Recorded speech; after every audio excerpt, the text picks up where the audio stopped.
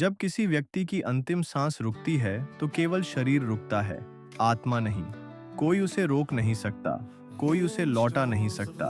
चाहे वह अमीर हो या गरीब, मजबूत हो या कमजोर, अंत में बस एक ही चीज बचती है, आत्मा और उसका अंतिम गंतव्य। धन, पद, नाम, इनमें से कोई भी मृत्यु के बाद काम नहीं आता। बचती है सिर्फ आत्मा और उसका संबंध उस परमेश्वर से जिसने जीवन दिया। बाइबल कहती है, धूल मिट्टी में लौट जाती है और आत्मा परमेश्वर के पास लौट जाती है जिसने उसे दिया था। सबोपदेशक 12:7 शरीर मिट जाता है, लेकिन आत्मा खोती नहीं। वह लौटती है, न भटकती है, न समाप्त होती है। वह अपने सृष्टिकर्ता के पास लौटती है। समय वहीं रुक जाता है। पद, पैसा, प्रतिष्ठा सब व्यर्थ हो जाते हैं। केवल आत्मा बचती है और उसका संबंध उस परमेश्वर से जिसने जीवन दिया। मृत्यु अंत नहीं है, यह एक दरवाजा है। यह वह क्षण है जब आत्मा की दिशा तय होती है। अंतिम सांस जीवन का अंत नहीं है, यह शाश्वत यात्रा की शुरुआत है। हम सोचते हैं कि जीवन हमारी सांसों से जुड़ा है, लेकिन आत्मा 100 सांस से कहीं अधिक है। हमारे अस्तित्व का अनंत भाग्य है। जब बच्चा जन्म लेता है, परमेश्वर उसमें जीवन का श्वास फूंकता है। वह श्वास सिर्फ हवा नहीं है, वह परमेश्वर की आत्मा का स्पर्श है। इसलिए जब हम मरते हैं, हमारा शरीर मिट्टी में चला जाता है, पर आत्मा वह खाली नहीं जाती। वह उस स्रोत के पास लौटती है जहां से वह आई थी। हर आत्मा की यात्रा 2 भागों में बंटी होती है, एक जीवन के दौरान, दूसरी मृत्यु के बाद। पहला भाग आपके हाथ में है, दूसरा केवल परमेश्वर तय करता है। मृत्यु एक दरवाजा है, लेकिन वह दरवाजा हर किसी के लिए समान नहीं खुलता। उसके उस पार क्या है, यह इस पार की आपकी राह पर निर्भर करता है। कई लोग सोचते हैं कि मरने के बाद आत्मा हवा में उड़ती है या पुनर्जन्म लेती है, लेकिन बाइबल इस भ्रम को तोड़ती है। वह कहती है, आत्मा सोती है, एक शांत अचेतन विश्राम, जब तक परमेश्वर उसे फिर से बुलाए। बाइबल में यीशु कहते हैं, लाजर हमारा मित्र सो गया है, मैं उसे जगाने जा रहा हूँ। अगर मृत्यु पीड़ा होती तो यीशु उसे नींद न कहते। उन्होंने उसे सोता हुआ कहा, क्योंकि मृत्यु के बाद भी परमेश्वर की योजना चलती रहती है, और यह योजना हर आत्मा के लिए है, आपके लिए भी। इसलिए डरिए मत। अगर आप मसीह में हैं तो मृत्यु केवल एक संक्षिप्त विश्राम है, उस दिन तक जब वह आवाज देगा और आप फिर से जी उठेंगे। जब आप किसी प्रिय को खोते हैं, आपकी आत्मा चीखती है, वह कहाँ गया? क्या वह सुरक्षित है? क्या वह मुझे देख सकता है? हम इंसान हैं, हम सवाल पूछते हैं, लेकिन परमेश्वर जवाब देता है। बाइबल कहती है, मरे हुए कुछ नहीं जानते, वे न बोल सकते हैं, न देख सकते हैं, न वापस आ सकते हैं। क्यों? क्योंकि मृत्यु के बाद आत्मा किसी खुली दुनिया में नहीं भटकती, वह परमेश्वर के हाथों में होती है। यह एक स्थिर विश्राम है, एक दिव्य नींद जिसमें न कोई पीड़ा है न डर। लेकिन शैतान भ्रम फैलाता है। वह चाहता है कि हम सोचें हम मृतकों से बात कर सकते हैं। परमेश्वर चेतावनी देते हैं, मरे हुओं से संपर्क करना, जादू टोना, आत्मा बुलाना, ये सब पाप हैं और ये आत्मा को परमेश्वर से दूर ले जाते हैं। राजा शाऊल ने भी यह गलती की थी। उसने एक माध्यम से मरे हुए भविष्यवक्ता शमूएल को बुलाने की कोशिश की। उसकी इसी अवज्ञा ने उसका अंत लाया। ध्यान रखिए, सच्चा प्रकाश सिर्फ परमेश्वर से आता है। शैतान भी प्रकाश का दूत बनकर आता है, लेकिन उसके इरादे अंधकार से भरे होते हैं। यदि कोई आत्मा दिखे, कोई आवाज सुनाई दे, तो वह आपके प्रिय की आत्मा नहीं है। वह एक धोखा है, एक जाल है। मसीह में जो मरे हैं, वे शांति में सो रहे हैं। वे आपको याद नहीं कर रहे, न पुकार रहे हैं, न आपके पास आ रहे हैं। वे बस प्रतीक्षा कर रहे हैं उस दिन की जब परमेश्वर उन्हें फिर से बुलाएगा।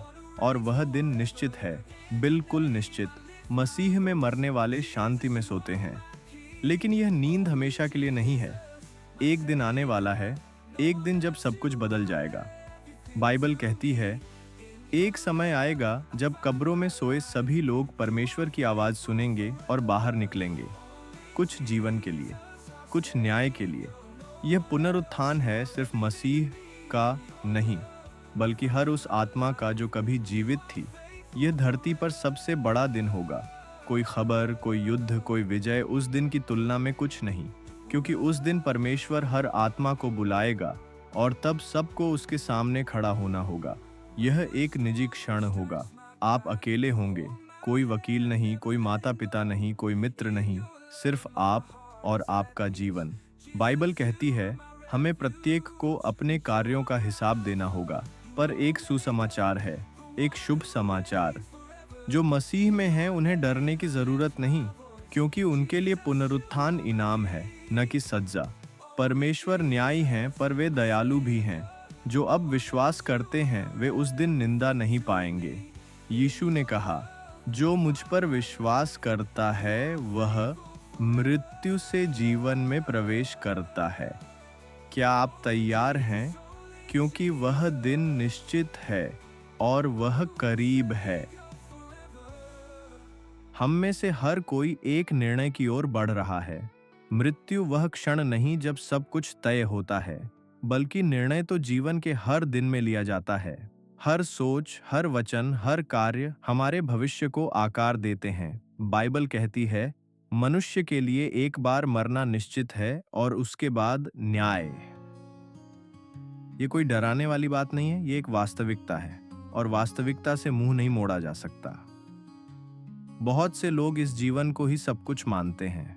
वे दौड़ते हैं धन के पीछे, प्रसिद्धि के पीछे, सपनों के पीछे, पर मृत्यु सब कुछ छीन लेती है सिवाय आत्मा के, और उस आत्मा को एक दिन उत्तर देना होगा। परमेश्वर दयालु हैं लेकिन वे अंधे नहीं हैं। वे क्षमाशील हैं लेकिन वे अन्याय नहीं सहते। इसलिए जब वह दिन आएगा हर आत्मा को उसके कर्मों के अनुसार आंका जाएगा। लेकिन ध्यान दीजिए, कर्म ही सब कुछ नहीं, क्योंकि कोई भी अपने अच्छे कर्मों से स्वर्ग नहीं पा सकता। स्वर्ग केवल एक वरदान है जो विश्वास से मिलता है, मसीह में विश्वास। यीशु ने कहा, मैं पुनरुत्थान और जीवन हूं। जो मुझ पर विश्वास करता है वह मरे तो भी जियोसी। इस विश्वास के बिना कोई आशा नहीं, कोई शांति नहीं, कोई अनंत जीवन नहीं। मृत्यु के बाद कोई दूसरा मौका नहीं होता। अभी जब आप सांस ले रहे हैं, यही समय है निर्णय लेने का, क्योंकि जब आत्मा शरीर से अलग हो जाती है तो निर्णय भी सील हो जाता है, हमेशा के लिए। बाइबल दो शाश्वत स्थानों की बात करती है, स्वर्ग और नरक। ये कल्पना नहीं, ये प्रतीक भी नहीं, ये शाश्वत यथार्थ है। स्वर्ग वह स्थान है जहां परमेश्वर का निवास है, जहां न आंसू हैं, न मृत्यु, न दुख, न पीड़ा। बाइबल कहती है वह उनकी आंखों से हर आंसू पोंछ देगा। न मृत्यु होगी, न विलाप, न दर्द। स्वर्ग में कोई भय नहीं, कोई अकेलापन नहीं। वहां सिर्फ पूर्ण प्रेम है और परमेश्वर की उपस्थिति। लेकिन हर कोई वहां नहीं जाएगा, क्योंकि दूसरा स्थान भी है जिसे बाइबल नरक कहती है। नरक वह स्थान है जहां परमेश्वर की उपस्थिति नहीं है, जहां आशा नहीं है, जहां केवल अंधकार है, पछतावा है और शाश्वत पीड़ा। यीशु ने स्पष्ट कहा, जो मुझसे अलग रहते हैं उन्हें उस अग्नि में भेजा जाएगा जो शैतान और उसके दूतों के लिए तैयार की गई थी। यह कोई डराने वाली कहानी नहीं है, यह एक चेतावनी है, प्रेम से दी गई चेतावनी। परमेश्वर किसी को नरक में नहीं भेजते, लोग स्वयं अपने चुनावों से वहां पहुंचते हैं। हर आत्मा को रास्ता दिखाया जाता है, मसीह रास्ता है, पर यदि कोई इनकार करता है तो दूसरा मार्ग ही बचता है, अलगाव का मार्ग। बाइबल कहती है जो पुत्र को स्वीकार करता है उसके पास जीवन है, और जो उसे अस्वीकार करता है वह जीवन नहीं देखेगा। यह कड़ा सत्य है, पर सत्य फिर भी है। स्वर्ग और नरक हमेशा के लिए हैं, और हर आत्मा को एक न एक दिन उनमें से एक को चुनना होता है। प्रश्न यह नहीं कि क्या परमेश्वर आपको स्वीकार करेंगे, बल्कि यह कि क्या आप उन्हें स्वीकार करते हैं। अब सवाल यह नहीं कि स्वर्ग और नरक हैं या नहीं, अब सवाल यह है आपकी आत्मा कहाँ जाएगी, क्योंकि एक दिन आपकी सांसें रुक जाएंगी और फिर सिर्फ शांति नहीं, एक उत्तर भी देना होगा। आप क्या चुनेंगे? किस पर आपने विश्वास किया?